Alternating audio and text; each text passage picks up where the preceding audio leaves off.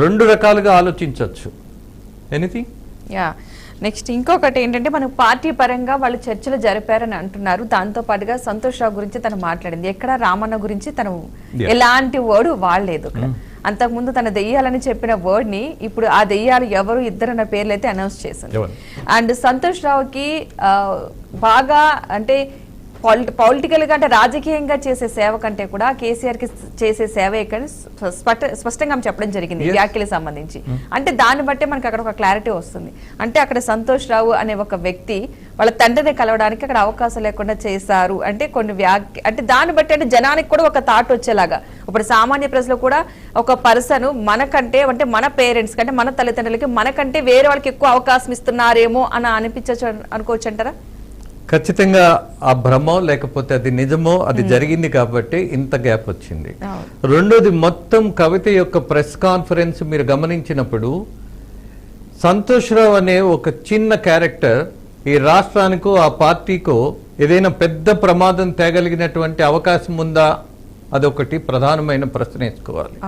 రెండోది అది అవినీతి పరుడైతే అవినీతి పరుడుకు సంబంధించినటువంటి ఆధారాలు సేకరించి ప్రెస్ మీట్ లోనే ముందు పెట్టేస్తే ఆమె రెండు ఆరోపణలు చేసింది. పోచారం శ్రీనివాసరెడ్డి ఐ థింక్ అతనికి సంబంధించి Pochampally I think not Pocharam Pochampally Srinivasa Reddy Santosh రావుకి classmate మధ్యతరగతి కుటుంబం ఇవాళ కోట్లకి ఎలా పడగలెత్తాడు అలాగే కోట్ల ప్రాజెక్టులు ఎలా చేయగలుగుతున్నాడు వీళ్ళిద్దరికి ఉన్నటువంటి ఆర్థిక బంధం ప్రభుత్వం ఉన్నప్పుడు సంతోష్ రావు చాలా యంత్రాంగం మొత్తం అధికార యంత్రాంగం మొత్తాన్ని దుర్వినియోగం చేశాడు అన్నటువంటి మాట తను మాట్లాడింది. అఫ్ కోర్స్ సంతోష్ రావు మీద కూడా చాలా మంది అసంతృప్తితో ఉన్నారు ఆ పార్టీలో, అది వాస్తవం. అలాగే ఆమె చెప్పింది రాజ్యసభ మెంబర్గా అతను రాణించలేదు అన్నటువంటి సత్యాన్ని ఒప్పుకున్నటువంటి గొప్ప వ్యక్తిగా ఇవాళ మన చర్చలో కనపడింది ఆమె. చిన్న విషయం కాదు ఈ సమయంలో ఒక మాజీ మంత్రి ఒప్పుకోవడం అనేది. సో ఇక్కడ సంతోష్ రావు అన్నది ఒక అసంతృప్తి క్యారెక్టర్, అది కేసీఆర్ కి ఇబ్బంది కలిగిస్తుంది అన్నటువంటి ఒక బాధ కవితలో ఉంది కాబట్టి అదే టార్గెట్ చేసింది. అలాగే నన్నే ఇలా టార్గెట్ చేస్తున్నప్పుడు ఈ పార్టీలో ఎంతమంది నిజాయితీ పరులైనటువంటి నాయకులను ఇతను ఇబ్బంది పెడుతున్నాడు అని గమనించాలి, గుర్తించాలి, దాని మీద కేర్ తీసుకోవాలి అన్నది ఆక్రోశం. ఇవాళ ఈ పార్టీ మునిగిపోతుందనో లేకపోతే కాళేశ్వరంలో నాన్నగారి మీద అనవసరమైనటువంటి అపవాదు వస్తుందన్నటువంటి బాధ అయితే ఉంది. రెండోది నేనొక్కడే దేశభక్తుడిని అంటే చాలా తప్పు. నాతో పాటు చాలా మంది ఉన్నారు, వాళ్ళల్లో నేను ఒకడిని అని అంటే మెప్పు. రైట్. అలాగే ఆ పార్టీని అలాగే కేసీఆర్ ని నేను ఒక్కదాన్ని పేటెంట్ తీసుకున్నాను అన్నట్టు మాట కొంచెం ఆయన పక్కనున్నటువంటి వాళ్ళందరికీ ఇబ్బంది కలిగిస్తుంది. ఆ ఇబ్బంది ఇవాళ ఈ రాజకీయంలో ఒక అనవసరమైనటువంటి సంచలనం తీసుకొచ్చింది అన్నది. అసలు కవితకి ఏదో ఎజెండా ఉన్నది అని మనం ఎందుకు అనుకోకూడదు? ఆమె ఒక పార్టీ పెట్టడమో లేక ప్రధానమైనటువంటి నాయకురాలుగా కేసీఆర్ దగ్గర కంటే కూడా మరి చెట్టు కింద మొక్కలు మొలవు అన్నటువంటి సత్యాన్ని మనం మాట్లాడేటటువంటి పరిస్థితిలో ఉన్నప్పుడు కేటీఆర్కి ఉన్నటువంటి ప్రాధాన్యత కవితకి ఇవ్వకపోవడానికి కారణం ఏంటి అనేది కేసీఆర్కి బాగా తెలుసు. Is a matured person. రాజకీయాల్లో ఆయనకున్నంత మెచ్యూరిటీ కానీ లేదా దూరదృష్టి కానీ తక్కువ చేయలేము. అలాగే ప్రతిభావంతమైనటువంటి రాజకీయం నడపడంలో ఆయన అందవేసిన చెయ్యి. బీఆర్ఎస్ పార్టీని జాతీయ పార్టీగా మారుద్దామన్నటువంటి ప్రయత్నం నేను తప్పుపట్టను, కానీ అతి విశ్వాసం ఉండటం అనేది మాత్రం తప్పుపట్టాల్సిందే. ఇవాళ బీఆర్ఎస్ పార్టీ ప్రాంతీయ పార్టీగానే మిగలలేనటువంటి దశలో పడిపోతుందేమో అన్నటువంటి వివాదాలు చూస్తున్నాం. ఇక జాతీయ పార్టీగా ఎదిగేటటువంటి పరిస్థితి ఎక్కడున్నది అన్నది పెద్ద సందేహం అక్కర్లా. సో ఇవాళ కవితకి తనను తాను ఎస్టాబ్లిష్ చేసుకోవడానికి కొన్ని కారణాలను తను గ్రహించిన వాటిని సత్యాలుగా నమ్మి వాళ్ళ ప్రెస్ కాన్ఫరెన్స్ లో చెప్పిందిగా మనం భావించవచ్చు. అలాగే ఒక మహిళకి ఇచ్చినటువంటి గౌరవం కావచ్చు, కేసీఆర్ తనని నీకు ప్రోటోకాల్ ఉండాలి బిడ్డ అని ఎమ్మెల్సీ చేసినటువంటి తండ్రి ప్రేమ కావచ్చు, అలాగే పార్టీ నాయకుడిగా ఒక యాక్టివ్ మెంబర్కి ఇచ్చినటువంటి ఇంపార్టెన్స్ కావచ్చు. ప్రాబ్లం ఏమవుతుందంటే కుటుంబ సభ్యులకి వాళ్ళ దగ్గర సమర్థత ఉండి ప్రోత్సహించాలన్నా సరే ఇబ్బందే, రాజకీయాల్లో పెద్ద ఇబ్బంది. ఆ ఇబ్బంది మూలానే కుటుంబ పార్టీగా విమర్శలు ఫేస్ చేయాల్సిన పరిస్థితికి బీఆర్ఎస్ పార్టీకి వచ్చింది. ఇప్పుడు ప్రతిభావంతుడైనటువంటి కేటీఆర్ రాజకీయ నాయకుడు కాదా? వివాదాలు ఉండొచ్చు, బట్ అటాకింగ్ పొలిటీషియన్ గా ఆయన చాలా ఎదిగాడు. అలాగే మాట్లాడడంలో విచిత్రంగా మనం జీన్స్ ని కొంతమంది సైంటిఫిక్ గానే నమ్మాలంటారు. ఇక్కడ ఆ జీన్స్ బాగా పనిచేస్తున్నాయి అని భావిస్తా. కేసీఆర్ కు ఉన్నటువంటి వాక్పటిమ, అలాగే స్పాంటేనియస్ గా మాట్లాడడం, సబ్జెక్టు మీద అవగాహన పెంచుకోవడం, అలాగే ఆయనకున్నటువంటి మెమరీ కావచ్చు, బహిరంగ సభల్లో అప్పటికప్పుడు టకటక అనేకమైనటువంటి అంకెలతోటి సహా విషయాలు చెప్పగలిగినటువంటి సామర్థ్యం ఉన్నటువంటి ప్రధాన నాయకుడి వాళ్ళ రాజకీయాల్లో కేసీఆర్. కేటీఆర్ కూడా ఆ ఒరవడిని వంట పట్టించుకున్నారు. అలాగే కవిత ఇవాళ బెస్ట్ పార్లమెంటేరియన్ గా పేరు తెచ్చుకుంది, నేషనల్ మీడియా యొక్క దృష్టిని ఆకర్షించింది. బట్ ఒకే ఒక నిందతోటి ఆమె యొక్క ప్రతిభ మసగబారిందని చెప్పొచ్చు. అది కూడా కేవలం 100 కోట్ల కుంభకోణం. ఆంధ్రప్రదేశ్ లిక్కర్ స్కామ్ తలుచుకుంటే ఇదేముందిలే అన్నట్టు అనిపించే పరిస్థితి కూడా ఉన్నది. బట్ ఒక ప్రధాన నాయకురాలు లిక్కర్ స్కామ్లో ఇరుక్కోవడం అనేది ఒక సమస్యాత్మక విషయం. ఎస్, మన కరస్పాండెంట్ మధు లైన్లో ఉన్నారు. Yes Madhu, any update?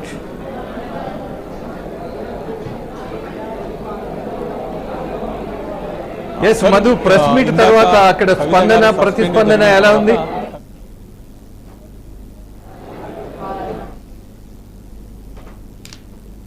తర్వాత హరీష్ రావు మీద సంచలనమైన ఆరోపణలు చేసింది. ఏమంటుందంటే బంగారు తెలంగాణ అంటే సంతోష్ రావు గారి ఇంట్లో ఉంటేనో లేకపోతే హరీష్ రావు గారి ఇంట్లో ఉంటేనో బంగారు తెలంగాణ కాదు, తెలంగాణ అందరి ఇళ్లలో బంగారం ఉంటేనే బంగారు తెలంగాణ. కానీ కాళేశ్వరం అవినీతి సొమ్ము తీసుకొని ఎవరు సంతోష్ రావు గారు కావచ్చు, తర్వాత హరీష్ రావు గారు కావచ్చు, వీళ్ళు చాలా బీఆర్ఎస్ పార్టీని కుట్ర పన్నే ప్రయత్నం చేస్తున్నారు. అలాగే ఇటు కేటీఆర్ కావచ్చు, కేసీఆర్ కావచ్చు, కవిత గారు కావచ్చు, వీళ్ళు ముగ్గురు కలిసి ఉంటే వీళ్ళు చూసి ఓరలేకపోతున్నారు.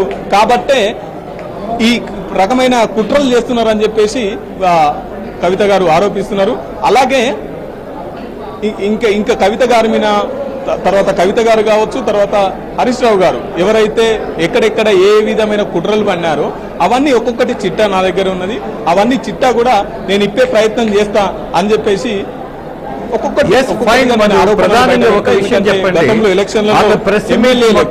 ప్రత్యక్ష ప్రసారం చేశాము. ఆమె చెప్పినటువంటి విషయాలను మనం బుల్లెట్ పాయింట్స్ గా వినిపించాం.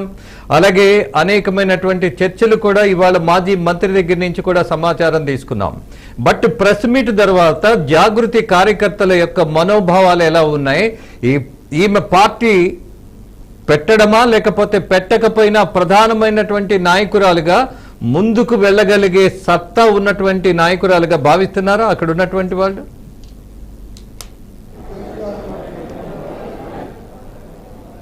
ఖచ్చితంగా ఇక్కడ ఉన్న జాగృతి కార్యకర్తలు ఖచ్చితంగా కవితక్క బాటే మా బాట. ఎందుకంటే కవిత గారి మీద సొంత కూతురైనా కూడా బీఆర్ఎస్ పార్టీలో 20 ఏళ్ల నుంచి పనిచేస్తున్న ఒక ఆడబిడ్డ మీద ఇన్ని కుట్రలు జరుగుతున్నప్పుడు బీఆర్ఎస్ పార్టీ ఎందుకు స్పందించలే? వర్కింగ్ ప్రెసిడెంట్ కేటీఆర్ తారక రామారావు గారు సొంత చెల్లైనా కూడా బీఆర్ఎస్ పార్టీ నుంచి ఎందుకు స్పందించలే? తర్వాత కేసీఆర్ మేమే ఇక్కడ కేసీఆర్ చేతుల మీదుగానే మిమ్మల్ని బహిష్కరిస్తున్నాం అన్నట్టు కేసీఆర్ చేతుల మీదుగా కేసీఆర్ పేరుతోని ఒక లేఖ విడుదలైంది. కాబట్టి ఖచ్చితంగా కుట్రపూరితంగానే మా జాగృతి అధ్యక్షురాలు కవిత గారిని కొమ్మన లేక పొగబెట్టిరు, మొత్తం మీద అయితే పంపించిరు. ఏదేమైనా సరే మేము జాగృతితోనే ఉంటాం, కవిత గారితోనే ఉంటాం. రేపు భవిష్యత్తులో కవిత గారు ఏ నిర్ణయం తీసుకున్నా మేమంతా జాగృతి తరఫున కట్టుబడి ఉంటాం. రేపు రాబోయే బతుకమ్మ పండుగలు ఏవైతున్నాయో మేమేంటో చూపిస్తాం, మా జాగృతి ఏంటో చూపిస్తాం అని చెప్పేసి కూడా ఇక్కడ కార్యకర్తలు మాట్లాడుతున్నటువంటి పరిస్థితి. Yes, thank you Madhu.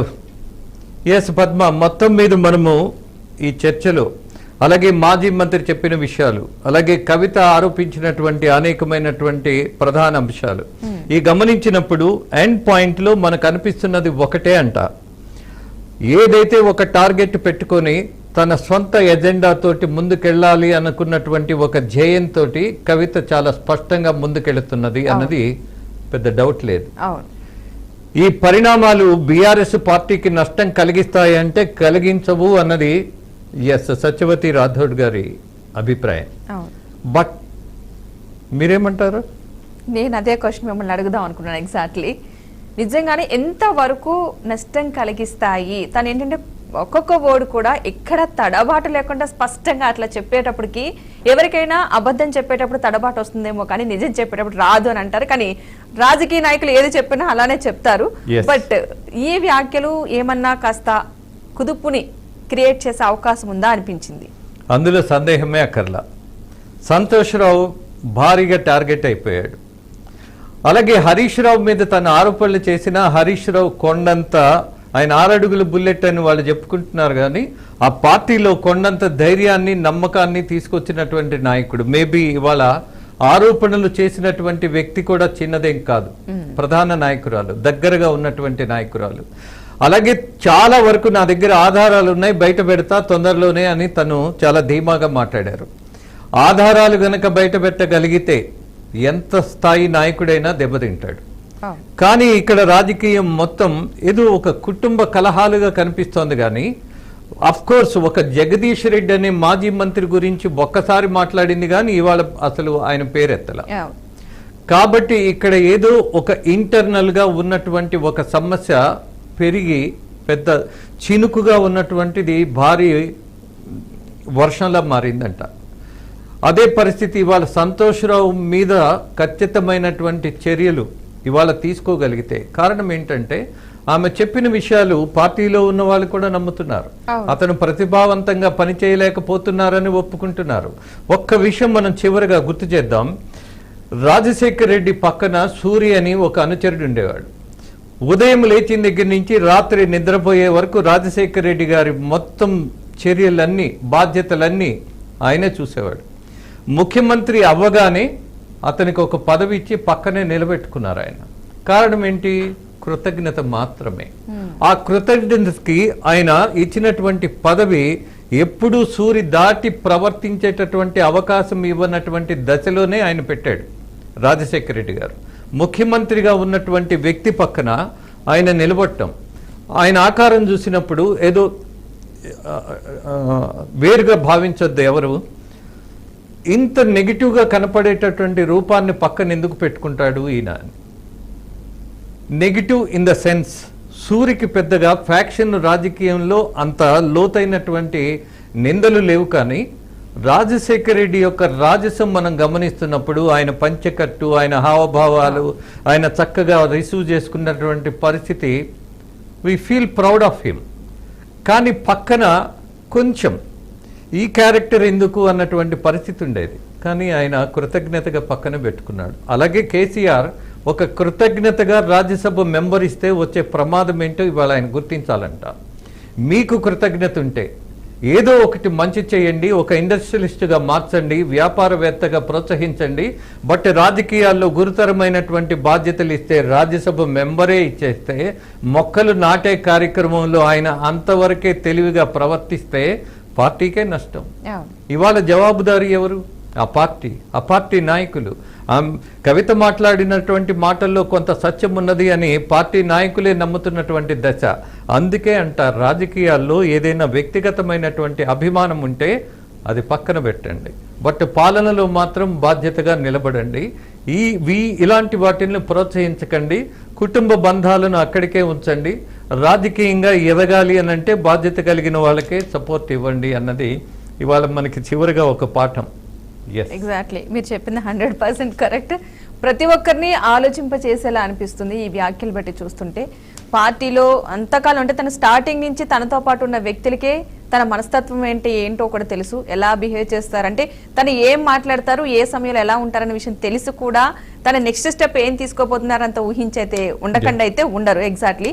Next తనని పార్టీ నుండి సస్పెండ్ చేసినా సరే నెక్స్ట్ ప్రెస్ మీట్ ద్వారా ఇలాంటి విషయాలు చెప్తుందని గ్రహించకపోకుండా ఉండరంటారు కదా. 100%. ఇక్కడ ఒక చిన్న పోలిక కూడా తీసుకుందాం. చంద్రబాబు నాయుడు ఒక మొహమాటానికి ఒక అతనికి ఎమ్మెల్యే సీట్ ఇచ్చాడు, ఎంపీ సీట్ ఇచ్చారు. ఆ ఎమ్మెల్యే ఎవరు? కొడాలి నాని, గుడివాడ ఎమ్మెల్యేగా, మాజీ మంత్రిగా ఇవాళ మనకి కనపడే క్యారెక్టర్. అతను కనపడగానే మనమే అర్థం చేసుకుంటాం ఏవో బూతులు వినపడబోతున్నాయి, ఇవి తప్ప ఏముండదు అని. అన్ని బూతులు తిట్టాడు. ఎవరిని? ప్రోత్సహించిన చంద్రబాబు నాయుడు. చంద్రబాబు నాయుడు ఎందుకు ప్రోత్సహించాడు? మొహమాటం కొద్దీ ఎవరో రికమెండ్ చేస్తే అతనికి సీట్ ఇచ్చాడు. రాజకీయంగా ఎదిగేటటువంటి తత్వం, పోరాటమైనటువంటి లక్షణాలు ఉన్నాయా లేవా అన్నది ఆలోచించాల. సో మొహమాటానికి మనం గనక రాజకీయాల్లో ప్రోత్సహిస్తే కొంతమందిని ఇలాంటి బూతులే తినాల్సి వస్తుంది. అది చంద్రబాబు నాయుడు యొక్క అనుభవం. దాని నుంచి కూడా మనం నేర్చుకోవాలంట. అలాగే వర్తమాన రాజకీయాల్లో కూడా ఇవాళ అనేక పార్టీలు కూడా దీన్ని గ్రహించాలని భావిస్తా. Okay, right, exactly.